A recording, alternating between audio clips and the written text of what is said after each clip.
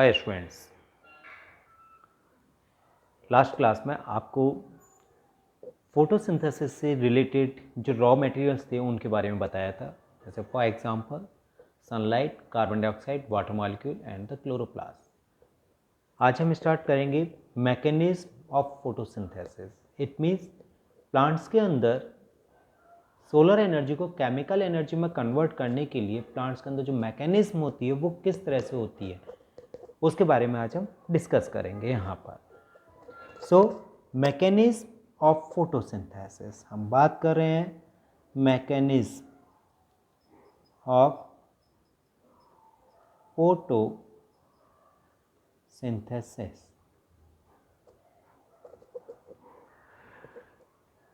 Photosynthesis का जो mechanism है इसे हम टू पार्ट्स में डिवाइड करते हैं। एक तो लाइट रिएक्शन और एक dark reaction. Light reaction and dark reaction. आपको ये तो पता ही है कि कंप्लीटली जो फोटोसिंथेसिस प्रोसेस होता है वो क्लोरोप्लास्ट में होता है, और इस क्लोरोप्लास्ट में हमने आपको दो पार्ट्स बताए थे खास तौर से, एक तो ग्रेनम और एक stroma. Granum and stroma. Granum जो कि आपने देखा था, थाइलेकॉइड जब एक दूसरे के ऊपर स्टैक फॉर्म करते हैं तब ग्रेनम बनाते हैं, और स्ट्रोमा जिसका दूसरा नाम था मैट्रिक्स, जो कि फ्लूइड होता है क्लोरोप्लास्ट के अंदर का। ठीक है, तो ये जो कंप्लीट मैकेनिज्म है इस क्लोरोप्लास्ट के ग्रेनम और स्ट्रोमा में होती है। हम यह बता रहे हैं कि मैकेनिज्म को टू पार्ट्स में डिवाइड किया गया, लाइट रिएक्शन और डार्क रिएक्शन। तो यहां पर ये जो लाइट रिएक्शन होती है ये पाई जाती है ग्रेनम में,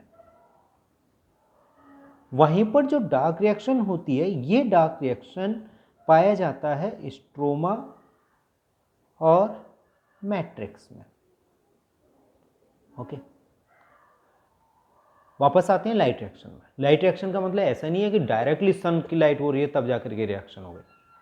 हाँ, ये बात सही है कि लाइट की प्रेजेंस में हो रही है, लाइट के एब्सेंस में नहीं हो सकती, बट लाइट की प्रेजेंस में होता क्या है, एक शॉर्ट में इस लाइट रिएक्शन में सबसे पहले लाइट एनर्जी पड़ेगी क्लोरोप्लास्ट के अंदर ग्रीन कलर पिगमेंट पर, जो कि लाइट को एब्जॉर्ब करेंगे, और लाइट को एब्जॉर्ब करते ही वहां पर कुछ सिस्टम प्रेजेंट होते हैं जिसे हम कहते हैं फोटोन सिस्टम। जैसे आप हायर क्लासेस में सीखोगे, फोटोन सिस्टम जो कि क्या करते हैं, वाटर मॉलिक्यूल को स्प्लिट करके इलेक्ट्रॉन्स को रिलीज करते हैं, और ये इलेक्ट्रॉन्स रिड्यूस करने के काम में आते हैं और रिड्यूस करके एनर्जी को स्टोर करते हैं, यानी कि सोलर एनर्जी को स्टोर कर लेते हैं डिफरेंट फॉर्म्स में। ये कंप्लीट प्रोसेस हुआ लाइट रिएक्शन में, क्योंकि हम जानते हैं जैसे हमें घर में किचन में खाना बनाना है तो किचन में खाना बनाने के लिए ये कंपलसरी है कि हमारे पास में एनर्जी स्टोर होनी चाहिए, और वो एनर्जी हमारे घर में प्रेजेंट होती है in the form of cylinders. Cylinders के फॉर्म में होती है। तो यहाँ पर भी जो हमारे प्लांट्स हैं उन प्लांट्स के अंदर सोलर एनर्जी को स्टोर किया जाता है। स्टोर किया जाता है किस फॉर्म में, एक तो NADPH और ATP फॉर्म में उससे स्टोर करते हैं। NADPH जिसे हम कहते हैं रिड्यूस्ड निकोटेनामाइड,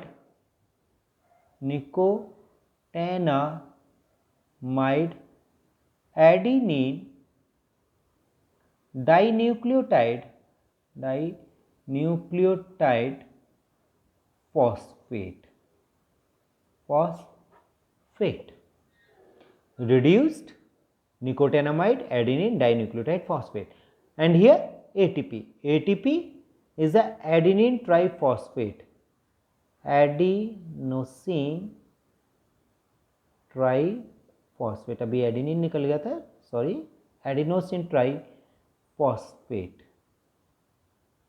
इस फॉर्म में एनर्जी स्टोर की जाती है।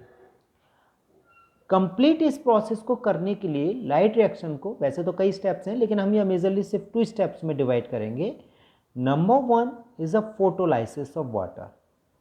Photolysis of water and photophosphorylation. Photolysis of water, it means splitting of water, splitting of water, water का टूटना, वाटर का टूटना जैसे फॉर एग्जांपल 2H2O, यहाँ हमने H2O वाटर के 2 मॉलिक्यूल्स लिए. Now these 2 molecules split into a 4 hydrogen ions plus 2 electrons plus oxygen molecule. आप यहां देख रहे हैं कि जो फोटोलाइसिस हो रही है उस कंप्लीट फोटोलाइसिस में अगर 2 वाटर मॉलिक्यूल्स इन्वॉल्व कर रहे हैं तो 4 हाइड्रोजन आइंस प्रोड्यूस कर रहे हैं, 2 इलेक्ट्रॉन्स प्रोड्यूस कर रहे हैं और एक ऑक्सीजन मॉलिक्यूल प्रोड्यूस कर रहे हैं. तो अक्सर करके क्वेश्चन ये पूछ लिया जाता है कि ऑक्सीजन कहाँ प्रोड्यूस होती है. तो ऑक्सीजन फोटोसिंथेसिस प्रोसेस के टाइम पर फोटोलाइसिस ऑफ वाटर में प्रोड्यूस होती है. क्लियर. नाउ फोटोफॉस्फोराइलेशन क्या होता है? Photo means sunlight, phospho means phosphorus molecule, rylation means relation यानी कि जोड़ना. इस प्रोसेस के अंतर्गत रिडक्शन होता है, reduction, reduction of NADP and ADP. NADP is combined with the hydrogen ions and produce the NADPH, and ADP combined with the inorganic phosphate and form the ATP. Okay. क्या हुआ complete light reaction में? Solar energy पड़ी और solar energy की वजह से water split हुआ. Water ने स्प्लिट होकर के हाइड्रोजन आइंस, इलेक्ट्रॉन्स और ऑक्सीजन मॉलिक्यूल रिलीज किए. ये हाइड्रोजन आइंस और इलेक्ट्रॉन्स हेल्पफुल होते हैं रिडक्शन करने में NADP को NADPH में और ADP को इनऑर्गेनिक फॉस्फेट के साथ कंबाइन करके ATP में फॉर्म करने के लिए रेस्पॉन्सिबल होते हैं.